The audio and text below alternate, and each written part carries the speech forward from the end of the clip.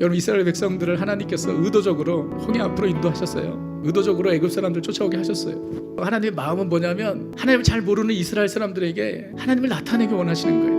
저들이 하나님에 대한 이야기를 들었지만 하나님을 경험한 적이 없어요. 하나님을 만나게 하시기 원하는 거예요. 그러니까 저들이 홍해를 건넌 것은요, 이스라엘 백성이 역사에 잊혀지지 않는 간증이 된 것이에요. 여러분, 하나님께서 우리의 삶 가운데 작고 큰 위기를 허락하십니다. 여러분의 삶의 간증들을 생각해 보세요. 거의 대부분이 작고 큰 위기 가운데 만들어진 하나님의 이야기들이 아닌가요? 우리의 삶에는요, 끝이 없습니다. 그런 것 같아. 진짜 하나가 끝나면 또 하나가 와요. 홍해가 하나가 아니에요. 근데 중요한 것은 무엇이냐면 그 홍해 앞에 설 때마다 우리가 믿음의 눈으로 바라보는 것입니다. 낙심하고 절망하고 두려워하고 상황을 저주하는 그런 인생이 아니라 하나님께서 나에게 주신 기회구나. 하나님께서도 나를 어떻게 만나주실까. 하나님의 은혜를 기다리며 하나님의 능력을 경험하는 또 한 번의 기회구나. 하나님, 나에게 그런 믿음을 주옵소서.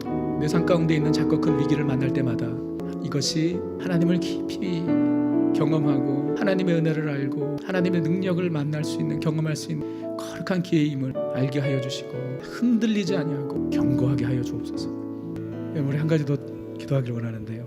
여러분, 행동하는 믿음이 필요할 때가 있고요, 잠잠히 기다리는 믿음이 필요할 때가 있어요. 홍해를 가를 때는 하나님께서 기다리라고 하셨는데 요단강을 건널 때는 들어가라고 하세요. 성령님의 인도하심을 구하셔야 됩니다. 잠잠히 기다릴 때인지, 만약에 그렇다면 주님 바라보며 하나님을 신뢰하며 기다릴 수 있는 믿음을 주옵소서. 내가 앞서가지 아니하게 하시고 하나님께서 하시겠다고 약속하신 그 약속 붙잡고 하나님의 때를 인내하며 기다릴 수 있는 믿음을 내게 허락해 주옵소서.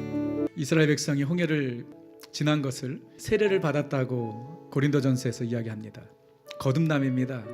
여러분, 그렇기 때문에 출애굽기 14장은요, 처음부터 끝까지 전적으로 하나님께서 다 하신 거예요. 이스라엘 백성이 한 거 아무것도 없습니다. 하나님께서 길을 열어주셨고요, 홍해를 지나게 하셨어요. 이게 하나님의 구원입니다. 예수 그리스도를 통한 구속의 역사를 예표한 것입니다. 우리가 죄의 노예였습니다. 그런 우리를 주님께서 건져주셨어요. 세례를 통해 거듭남으로 말미암아 우리가 세례를 받고 하나님의 자녀가 되어 이제는 영원한 천국으로 인도함을 받고 있습니다. 예수님께서 길을 열어주신 거 우리 걸어온 것뿐입니다. 여러분, 우리는 그 무조건적인 사랑과 절대적인 은혜를 우리는 감사해야 합니다.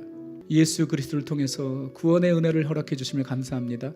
주님 앞에 서는 그날까지 광야 같은 인생길을 살아가면서 홍해를 건너게 하신 그 하나님의 은혜를 잊지 않게 하여 주옵소서.